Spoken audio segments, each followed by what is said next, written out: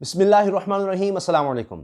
वज़ीर-ए-आज़म पाकिस्तान इमरान खान साहब का बहुत ही अहम मौके पर एक बड़ा ही ख़तरनाक इंटरव्यू सामने आया है और ये ख़तरनाक क्यों है इस बारे में हम बात करेंगे। अब इसमें सबसे पहली बात ये कि ये इंटरव्यू उन्होंने एक ऐसे वक्त में दिया है जब ओआईसी की वज़राए ख़ारिजा कॉन्फ्रेंस पाकिस्तान में हो रही है और इंटरव्यू उन्होंने दिया है अल जज़ीरा अरबी को। अल जज़ीरा ना सिर्फ ये कि दुनिया के बड़े चैनल्स में से है और अगर मुसलमान ममालिक की बात की जाए तो उनमें सबसे मशहूर अंग्रेज़ी चैनल की अगर बात की जाए मुसलमानों की तरफ से कोई है तो अल जज़ीरा है। उन्होंने इंटरव्यू दिया है अल जज़ीरा अरबी को और ओआईसी ममालिक में ज़ाहिर है अल जज़ीरा भी मकबूल है और अल जज़ीरा अरबी तो ज़ाहिर है सबसे ज़्यादा अगर देखा जाए ओआईसी ममालिक में अरब ममालिक जितने भी हैं तो वहाँ अल जज़ीरा अरबी देखा जाता है। तो अब अल जज़ीरा अरबी को इंटरव्यू देते हुए उन्होंने ना सिर्फ ओआईसी ममालिक को सुना दी हैं बल्कि एटमी जंग की बात कर दी है। एटमी जंग की बात की है, इस खतरे का इजहार कर दिया है कि जिस तरह की बीजेपी की हुकूमत है इस वक्त भारत में, उससे ना सिर्फ यह कि भारत को बल्कि पूरे खित्ते को खतरा है। और इमरान खान साहब ने कहा है मुझे खदशा है कि भारत की वजह से एटमी जंग छिड़ सकती है। अब आप अंदाज़ा लगाएं कि इमरान खान साहब ने इतनी ख़तरनाक बात इसलिए की है कि पूछा ये भी जा रहा जी कोई सर्जिकल स्ट्राइक और इस तरह की बात दोबारा, तो उन्होंने कहा जी पहले भी इन्होंने ड्रामा किया और हालात ख़तरनाक हुए थे तो इन्होंने कुछ भी ऐसा किया तो फिर 2019 में इनको याद है कि हम उसका जवाब उससे भी ज़्यादा देंगे। तो खदशा यही है कि जी जिस तरह की वहाँ पर इस वक्त जुनूनी लोगों की हुकूमत है और वो कह रहे हैं कि भारत में बड़े समझदार लोग भी हैं लेकिन जुनूनी लोगों की हुकूमत आ चुकी है, उसकी वजह से एटमी जंग का खतरा है। अच्छा, एक और चीज़ बड़ी अहम है इस इंटरव्यू में, उन्होंने शरीफ ख़ानदान और जरदारी साहब के ख़ानदान को ख़ास टारगेट किया। अब अल जज़ीरा अरबी को इंटरव्यू देने की सिग्निफिकेंस क्या है, अहमियत क्या है? इन दोनों ख़ानदानों की इन्वेस्टमेंट अरब ममालिक में काफ़ी ज़्यादा है, काफ़ी ज़्यादा है। अगर अकामा पकड़ा जाता है नवाज शरीफ साहब का तो आपको पता है यूएई का, सऊदी अरब जाते हैं वहाँ पर इनकी इन्वेस्टमेंट, कतर की बात करें वहाँ पर इनकी इन्वेस्टमेंट और कतर का ही है अल जज़ीरा। तो उसी चैनल के इंटरव्यू में बैठकर उन्हीं को सुनाई जा रहे हैं और इन्होंने कहा कि जी इन दो खानदानों की इजारादारी थी मुल्क में और ये पैसा कमाने के लिए आए, सियासत में पैसा, इन्होंने बहुत पैसा बनाया। और मेरा मकसद ही ये था पॉलिटिक्स में आने का कि मैं देख रहा था कि ये दो खानदान हैं और ये इतने करप्ट हैं, करप्ट तरीन खानदान और पैसा बनाते चले जा रहे हैं। इसलिए मैंने तहरीक इंसाफ नाम रखा। मुझे लगा कि कभी भी पाकिस्तान आगे नहीं बढ़ सकता जब तक यहाँ पर करप्शन का खात्मा नहीं होगा। और वो बताते हैं कि मैं अपनी वालदा के इंतकाल के बाद मेरा रुझान मज़हब की तरफ बढ़ा और फिर मैंने जिस तरह शौकत खानम ये सब काम किया, उसके बाद फिर मुझे मुल्क का ख्याल आया और मैंने कहा कि मैं इनके खिलाफ जद्दोजहद करूँगा। और फिर मुझे रियासत मदीना का ख्याल आया कि मैंने उसकी तर्ज पर उसके पीछे पीछे चलते हुए अपने मुल्क को लेकर जाना है, क्योंकि नबी करीम सल्लल्लाहु अलैहि वसल्लम की ज़ाते अथर से हमने ये सीखा है कि जो भी अल्लाह ताला भी हमें हुक्म देता है कि जो भी हुज़ूर सल्लल्लाहु अलैहि वसल्लम की पैरवी करेगा वो कामयाब हो जाएगा। तो हमने अब रियासत भी उसके पीछे बनानी और दो उसूल उन्होंने कहा जी रियासत मदीना के नजर आते हैं, एक कानून की हुक्मरानी और दूसरा फलाही रियासत। तो ये कॉन्सेप्ट हमने लेकर आना है, पाकिस्तान को हमने फलाही रियासत बनाना है। और मैंने जब जिद्दोजहद की तो बहुत मुश्किल था कि जब दो पार्टी सिस्टम कहीं आ जाता है, चाहे बरतानिया अमेरिका हो, तीसरी पार्टी के लिए बहुत ज़्यादा मुश्किल हो जाता है। और फिर ऐसे लोग, ऐसे बेईमान लोग जिनके पास बेतहाशा पैसा हो और मीडिया पर उनका कंट्रोल हो, तो उनके खिलाफ लड़ना बहुत ही मुश्किल था। ये तो उन्होंने अपनी स्ट्रगल की बात की। फिर उन्होंने सब कुछ खरी खरी सुनाई है। मकबूजा कश्मीर की जब बात हुई उन्होंने कहा जी 80 लाख लोगों की एक जेल बना दिया है उन्होंने, खुली जेल है एक, अब मकबूजा कश्मीर 9 लाख फौजी वहां पर हैं। और फिर उन्होंने कहा कि जी इस्लामी ममालिक में हमने आवाज़ उठाई, ओआईसी के प्लेटफॉर्म पर, अक़वाम मुत्तहिदा में आवाज़ उठाई, लेकिन अब ओआईसी ममालिक के अपने ताल्लुकात हैं भारत से और वो इस पर कुछ करते नहीं हैं, उस तरह बात नहीं करते। अब देखिए कि ओआईसी के वज़ीर ख़ारिजा का इजलास पाकिस्तान में हो रहा है, अफगानिस्तान की सूरत हाल पर हो रहा है और उसी में उन्होंने तमाम ओआईसी के ममालिक को खरी खरी सुना दी है इस मामले पर, इंसानी हकूक़ पर। फिर इंसानी हकूक़ की बात होती है तो उन्होंने अमेरिका को भी अच्छी खासी सुनाई, अफगानिस्तान की सूरत हाल पर कहा जी पाकिस्तान बड़ी मुश्किल में है, पाकिस्तान बहुत मुश्किल में है क्योंकि अफगानिस्तान में एक अलमिया जन्म ले रहा है और हम अमेरिका को समझा रहे हैं कि इससे आपको बहुत ज़्यादा नुकसान होगा, फिर ये दहशतगर्दी की तरफ चला जाएगा।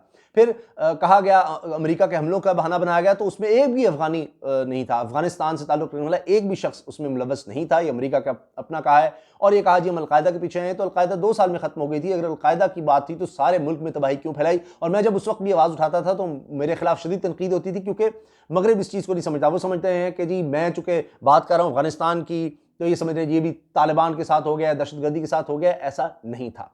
तो ये इमरान खान साहब का इंटरव्यू इस वक्त सबसे ज़्यादा अहमियत इख्तियार कर गया है। एक तो ये कि इन्होंने इसमें जंग के और एटमी जंग के खतरे का इजहार कर दिया है। ये बड़ी खतरनाक और खौफनाक बात है कि जी एक मुल्क का, एक एटमी मुल्क का वज़ीर आज़म ये बात कर रहा है कि यहाँ पर एटमी जंग का खतरा है भारत की वजह से, और भारत जिस तरह की पॉलिसीज़ लेकर चल रहा है, जिस तरह के ड्रामे लेकर चल रहा है। अच्छा, इसके साथ आप देखिए कि अब बेनज़ीर भुट्टो का उन्होंने कहा जी उस वक्त वो थी जब इक़्तिदार में, कभी नवाज शरीफ थे, तो मैंने देखा कि दोनों बड़ी करप्शन करते हैं और उससे हमारा मुल्क तबाह हो रहा है। अब ये अरब ममालिक ही हैं। मैंने आपको बताया, अगर जरदारी साहब का देखें, यूएई में उनकी बड़ी इन्वेस्टमेंट है, या बड़ा वहाँ पर उनका रियल एस्टेट का काम, या वहाँ पर उनकी बहुत ज़्यादा जायदादें वहाँ भी नज़र आती हैं, इस तरह दीगर ममालिक में नज़र आती हैं।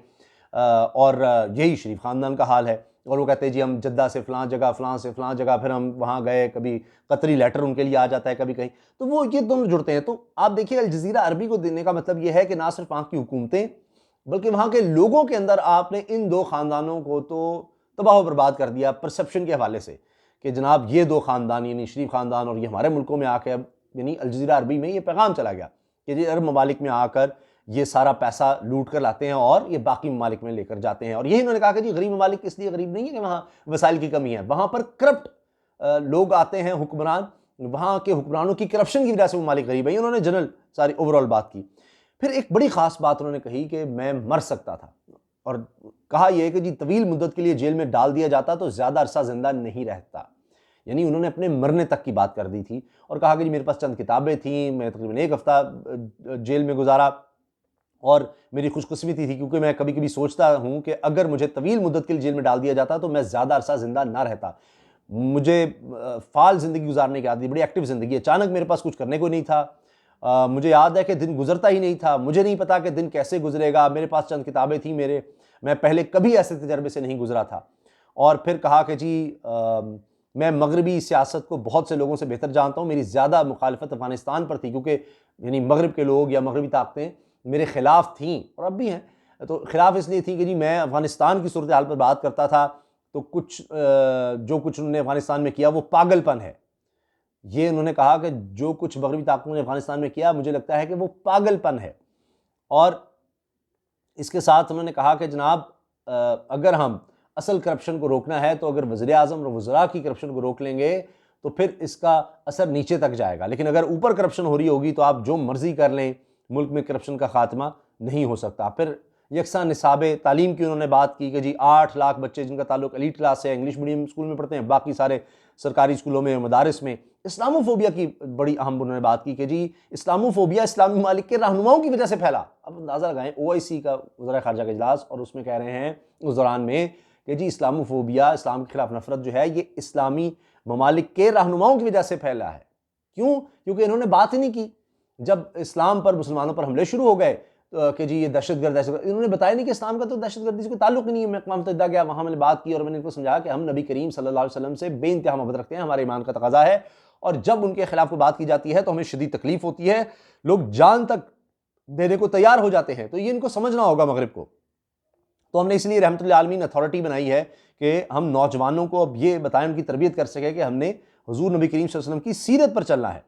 और अब वो कह रहे हैं कि जी पाकिस्तान बड़े मुश्किल हालात में है अफ़गानिस्तान की सूरत हाल की वजह से, और जिस तरह ये आलमी ताकतों ने ये जो कुछ कर दिया है, और इससे निकलने के लिए अब सबको अफ़गानिस्तान के लोगों की मदद करनी होगी।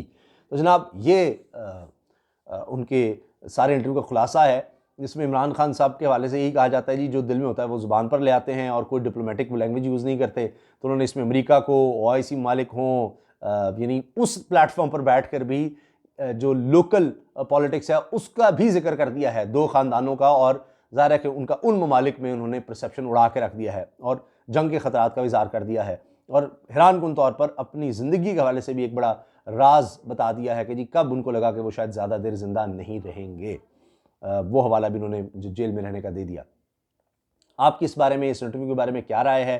क्या इमरान खान साहब ने सही कहा है, गलत कहा है? ज़रूर आगाह कीजिए, आपको उनकी कौन सी बात सबसे ज़्यादा अच्छी लगी या कौन सी बात सबसे ज़्यादा बुरी लगी इस इंटरव्यू में, और आपके ख्याल से इस इंटरव्यू से क्या फ़र्क पड़ेगा? कमेंट सेक्शन में अपनी राय का इज़हार ज़रूर कीजिएगा। वीडियो अच्छी लगी तो लाइक कर दें, बेल आइकन पर क्लिक करना मत भूलिएगा, ताकि हर वीडियो के बारे में आपको बर वक्त पता चल सके। और उसामा गाज़ी यूट्यूब चैनल आपके ताउन से चलता है। प्लीज़ ज़रूर सब्सक्राइब करें। अल्लाह हाफ़िज़।